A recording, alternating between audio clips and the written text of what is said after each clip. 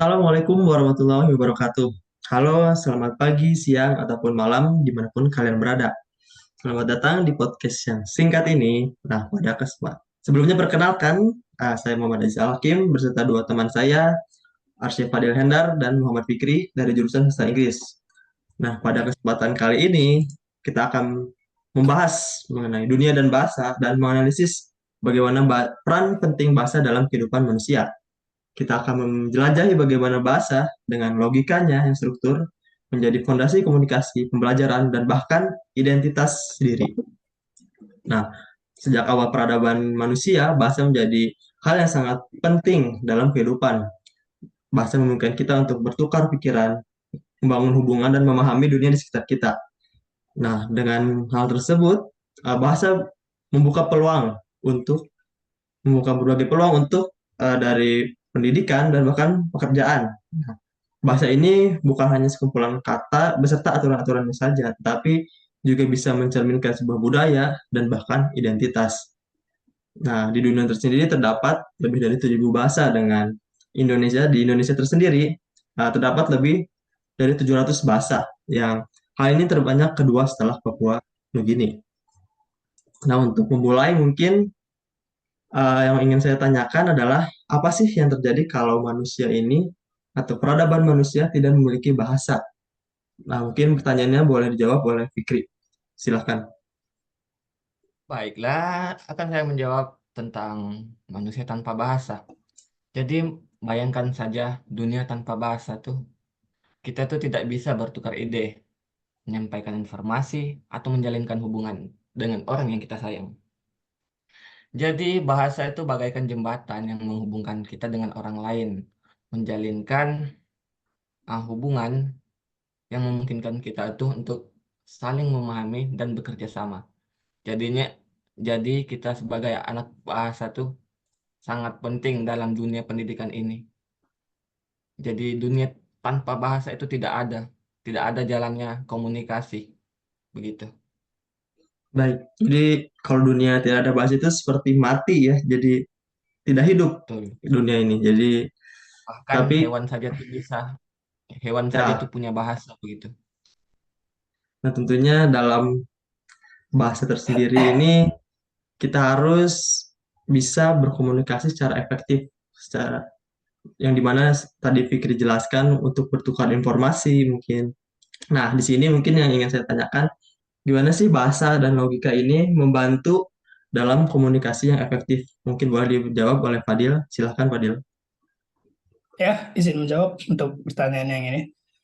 Seperti yang dijelaskan oleh Fikri tadi, tentunya bahasa ini merupakan hal yang penting untuk berkomunikasi ya. Tentunya logika sendiri berperan dalam membangun jembatan komunikasi ini. Dari struktur bahasa dengan tata bahasa dan aturannya, memberikan kerangka kerja yang jelas untuk mengekspresikan pikiran dan perasaan.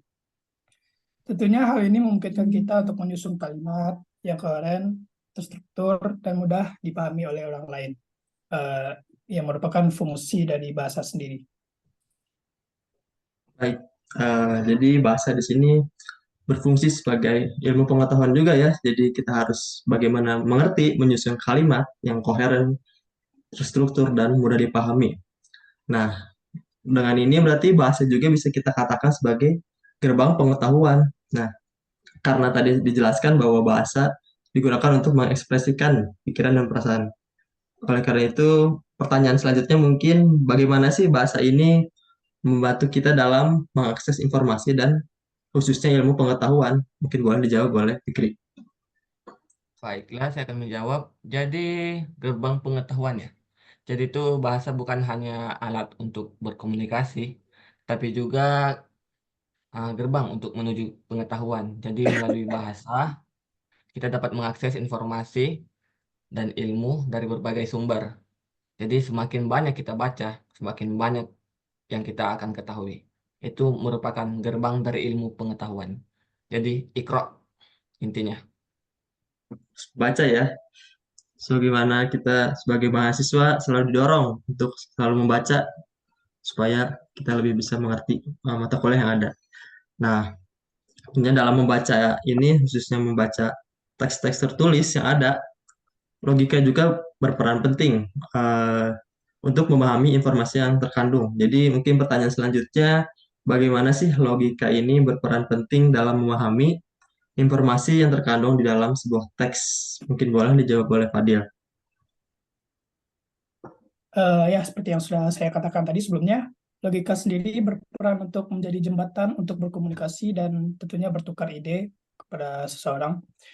Tentunya kemampuan ini untuk memahami dan menganalisis informasi bergantung pada kemampuan kita untuk memahami bahasa dengan baik. Tentunya juga kita harus dapat menafsirkan makna kata, kalimat, dan paragraf untuk menyerap informasi yang terkandung di dalam bahasa tersebut, supaya bahasa tersebut dapat dimengerti oleh kedua partisipan. Baik, jadi bahasa di sini berperan penting sekali ya dalam sebuah mungkin kelompok untuk kita dapat memahami bagaimana mereka menggunakan bahasa mereka. Nah, di sini ada yang bisa saya garis bawahi yaitu menafsirkan makna baik dari kata, kalimat, atau bahkan yang lebih besar yaitu paragraf untuk penyerap informasi. Nah, informasi-informasi di sini memungkinkan kita bisa tahu budaya dan latar belakang yang lawan bicara kita miliki. Nah, mungkin pertanyaan selanjutnya, bagaimana sih bahasa yang kita gunakan ini dapat mencerminkan budaya dan latar belakang dari seseorang? Mungkin boleh dijawab oleh Fikri. Silahkan. Baiklah, bahasa dan identitas ya. Jadi bahasa ini merupakan bagian integral dari identitas diri kita sendiri. Jadi bahasa yang kita gunakan itu mencerminkan budaya dan latar belakang dan nilai yang kita anut. Jadi cara kita berbicara, menulis itu dapat mempengaruhi bagaimana orang lain itu memandang kita gitu. Jadi kita tidak bisa ah, menjelekkan seseorang dari budaya mereka begitu. Tidak bisa berprasangka buruk dari budaya mereka sendiri. Seperti itu.